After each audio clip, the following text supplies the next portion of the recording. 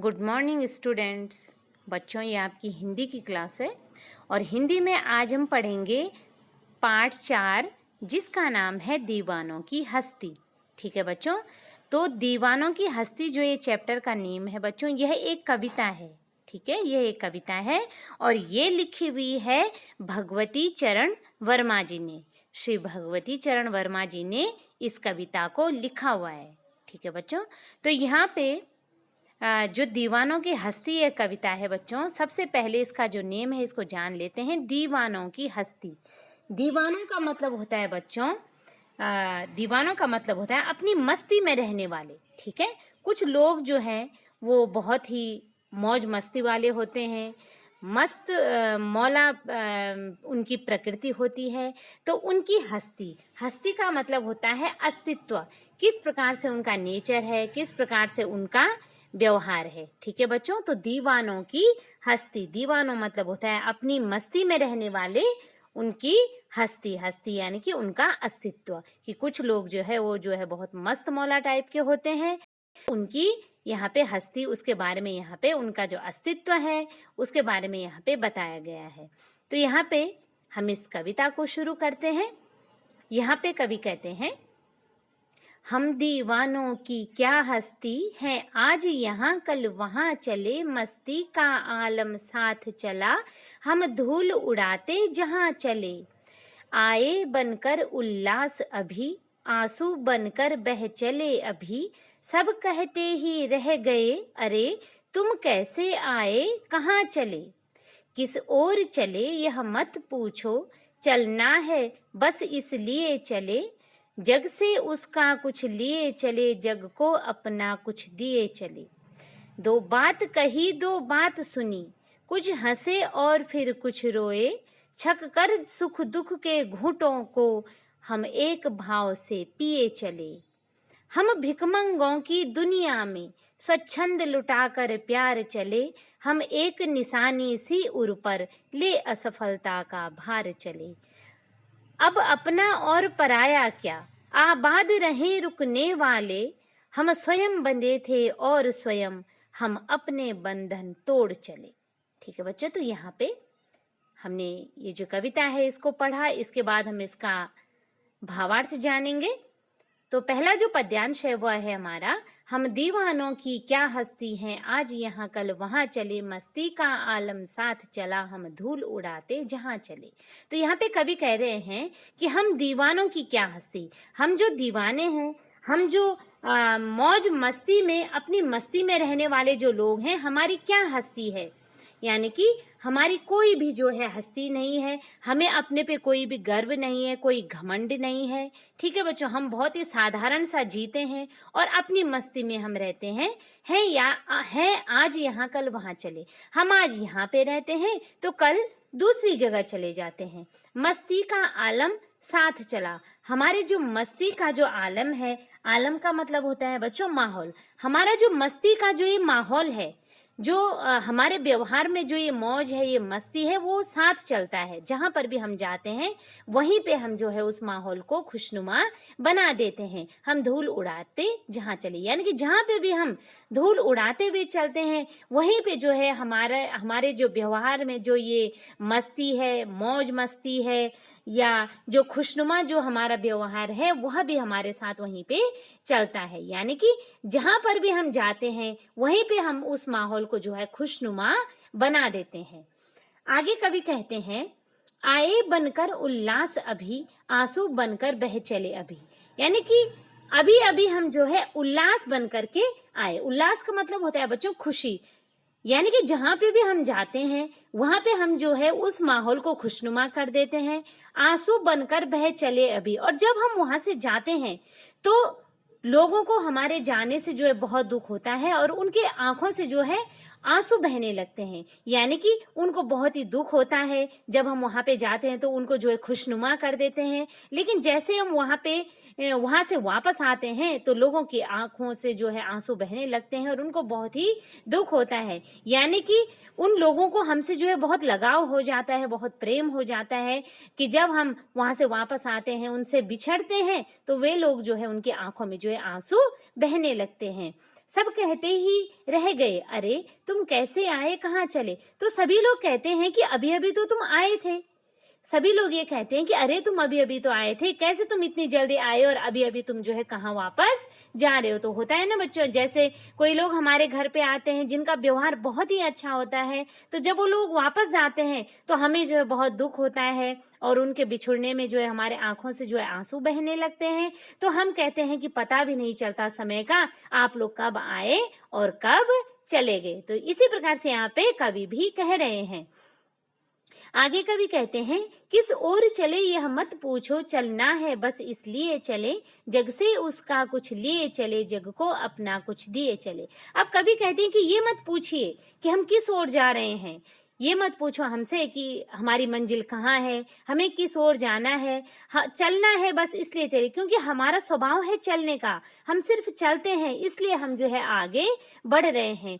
जग से अपना कुछ लिए चले, यानी कि जग से उसका कुछ लिए चले। जग से यानी कि संसार से कुछ ज्ञान जो है हमने लिया है, जग को अपना कुछ दिए चले। और जो ज्ञान हमारे अंदर था, जो अनुभव हमारे अंदर थे, जो प्रेम हमारे अंदर था, वो जो है हम जो है जग को यानी कि संसार को उसको देते हुए आगे बढ़ते हैं। यानी कि दुनिया से कुछ हम उसका जो ज्ञान है, उसका जो प्रेम है, उसको लेते हैं और अपने ज्ञान और प्रेम को जो है दुनिया को या संसार को देते हुए जो है आगे बढ़ते हैं। आगे कवि कहते हैं, दो बात कही दो बात सुनी, कुछ हंसे और फिर कुछ रोए। यानी कि हमने अपनी दो बातें कही, हमारे जो अनुभव थे, हमारे जीवन में जो घटनाएं घटी, जिस प्रकार से हम सभी लोग एक दूसरे से बातचीत करते हैं, अपने अनुभवों को हम एक दूसरे से बताते हैं, उसी प्रकार से कवि भी कह रहे हैं कि हमने जो है दो अपनी बात कही और दो दूसरों की बात सुनी, कुछ हंसे और फिर कुछ रोए। कुछ बातों में हमें हंसी आई और दूसरों का दुख सुन करके हम जो है कभी कभी हम रोए भी, उनके दुख को सुन करके कुछ हम रोए भी। छक कर सुख दुख के घूंटों को, छक कर माने होता है बच्चों तृप्त होकर के हमने सुख और दुख के घूंटों को, अमृत रूपी घूंटों को हमने पिया, हम एक भाव से पिए चले। यानी कि बच्चों यहाँ पे कभी ये कहना चाह रहे हैं कि सुख दुख के जो ये अमृत रूपी जो ये घूंट है, हम उसको एक ही भाव से पीते हुए आगे बढ़ते हैं। यानी कि सुख और दुख में हमारा जो व्यवहार होता है वो एक जैसा होता है और सभी का व्यवहार जो है एक जैसा होना चाहिए। हमें ऐसा नहीं करना चाहिए कि हम सुख में तो बहुत खुश हों और दुख में जो है हम बहुत ज्यादा टूट जाएं, बल्कि हमें जो है एक जैसा व्यवहार अपना रखना चाहिए। तो कवि कहते हैं इसी प्रकार से सुख और दुख का जो अमृत रूपी जो घूंट है, इसको हम पी करके छक कर तृप्त होकर के इसको पीते हुए जो है हम एक समान भाव से जो है उसको पीते हैं और आगे जो है बढ़ते हैं। आगे कवि कहते हैं, हम भिखमंगों की दुनिया में स्वच्छंद लुटाकर प्यार चले, हम एक निशानी सी उर पर ले असफलता का भार चले। अब यहाँ पे कवि कहते हैं कि इस संसार को कवि कहते हैं कि भिखमंगे लोग हैं, यहाँ के जो रहने वाले हैं वो कहते हैं कि भिखमंगे, भिखारी हैं ये, क्योंकि ये हर वक्त जो है मांगना चाहते हैं, हर वक्त जो है ये चाहते हैं कि हमें बहुत सारी चीजें हासिल हो जाएं। तो कवि ने जो है यहाँ पे लोगों को भिखमंगों की संज्ञा से यहाँ पे लोगों को पुकारा है। वो कहते हैं कि हम भिखमंगों की दुनिया में स्वच्छंद लुटाकर प्यार चले। ये दुनिया तो ये भिखमंगे हैं ये लोग। यहाँ पे कवि कहते हैं कि पूरी दुनिया भिखमंगे हैं और इन लोगों पे जो है हम स्वच्छंद माने अपनी इच्छा से हम अपने प्यार को जो है लुटाते हैं। यानी कि कवि कहते हैं कि संसार जो है यह लेना जानता है, यह देना नहीं जानता है, लेकिन फिर भी हम जो है अपने प्यार को इनके ऊपर लुटाते हैं। हम एक निशानी सी उर पर, और हम एक निशानी सी, एक संकेत सा, एक निशान सा अपने हृदय पर लेते हुए चलते हैं, ले असफलता का भार चले। और अगर हमारे अंदर असफलता आई है, यदि हम जो है कहीं पे असफल हुए हैं, तो उसके जिम्मेदार भी हम जो है खुद ही होते हैं, उसका भार हमारे ही हृदय पे है, किसी दूसरे को हम उसका जिम्मेदार नहीं मानते हैं। इसी प्रकार से कवि यहाँ पे कहते हैं। आगे कवि कहते हैं, अब अपना और पराया क्या, आबाद रहे रुकने वाले। यहाँ यानी कि यहाँ पे कवि कहते हैं अपना और पराया ये इस धरती पे कुछ नहीं है। आगे कवि कहते हैं कि आबाद रहे रुकने वाले। यदि किसी को उसकी मंजिल मिल गई है, अपनी मंजिल तक वह पहुंच गया है, तो वह आबाद रहे, वो फलें फूलें। हम स्वयं बंधे थे और स्वयं हम अपने बंधन तोड़ चले। यानी कि कवि कहते हैं कि हम जो है अपने बंधनों में अगर हम बंधे थे तो हम अपनी स्वेच्छा से बंधे हुए थे, और अब जो है हम अपने बंधनों को तोड़ करके आगे की तरफ हम बढ़ रहे हैं। ठीक है बच्चों, तो यहाँ पे मेन जो बच्चों यहाँ पे कविता का सार यही है कि कवि यहाँ पे ये बात कहना चाह रहे हैं कि हमें जो है अपने व्यवहार में जो है बहुत ही प्रसन्नचित्त हमें अपना व्यवहार रखना चाहिए, और जहाँ पर भी हम जाएं तो हमें अपना व्यवहार कुछ ऐसा रखना चाहिए कि जिससे लोग हमें हमारे जाने के बाद भी जो है वो हमें याद करें। हमारा व्यवहार जो है वो खुशनुमा होना चाहिए, प्रसन्नचित्त होना चाहिए, ताकि जिस माहौल में हम जाएं वहाँ के उस माहौल को भी हम प्रसन्नचित्त और खुशनुमा बना दें। इस प्रकार से बच्चों यहाँ पे कवि ने एक और सीख हमें दी है कि कवि यह कहना चाहते हैं कि जो हमारा ये सुख और दुख है, क्योंकि जिंदगी में जो है सुख और दुख तो बराबर आते हैं। जिसकी जिंदगी में बच्चों सुख आता है, एक न एक बार इंसान की जिंदगी में दुख भी अवश्य आता है। तो कवि इस कविता के माध्यम से हमें यह भी बताना चाहते हैं कि सुख और दुख का जो ये अवसर होता है, इसमें हमें अपना व्यवहार एक समान रखना चाहिए। क्योंकि ऐसा नहीं होना चाहिए कि सुख में हम बहुत ज़्यादा सुखी रहें या खुश होएं, और दुख में हमारा हृदय जो है एकदम से टूट जाए और हम उस दुख को सहने की शक्ति अपने अंदर ना रखें, बल्कि हमें दोनों को जो है समान रूप से अपने व्यवहार को रखना चाहिए, और आगे जो है अपनी मंजिल की तरफ हमें बढ़ना चाहिए। हमें रुकना नहीं चाहिए, हमें निरंतर जो है प्रयत्नशील, प्रगतिशील और गतिमान हमें रहना चाहिए। हमें आगे जो है बढ़ते रहना चाहिए।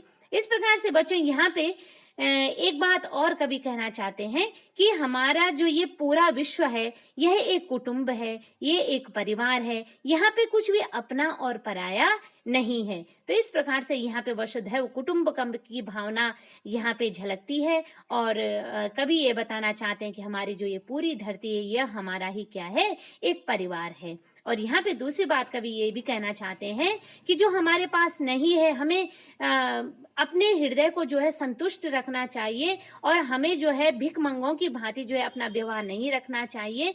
हमें जो है असंतुष्ट नहीं होना चाहिए अपनी जिंदगी से। हमें जो है अपने प्यार को, अपने प्रेम को सबके ऊपर न्यौछावर करना चाहिए, और जो भी हमारे पास है हमें उसी में जो है तृप्त होना चाहिए। तो इस प्रकार से बच्चों इस तरह से कवि ने यहाँ पे जो है अपनी बातों को रखा है, और इस तरह से समाज को एक नई दिशा वो अपनी कविता के माध्यम से यहाँ पे देना चाहते हैं। तो बच्चों आज हमने इस कविता को पढ़ा। पिछले दिन बच्चों लाइव क्लास में भी मैंने आप लोगों को ये कविता इसका भावार्थ समझाया था, लेकिन बहुत कम बच्चे उस समय ज्वाइन हुए थे। तो जिन बच्चों ने उस दिन जो है ये कविता नहीं पढ़ी थी, तो आज आप इस कविता को जो है ध्यान से इसको पढ़िए और इस वीडियो को आप अच्छे से समझिए। ठीक है बच्चों, ओके, थैंक यू।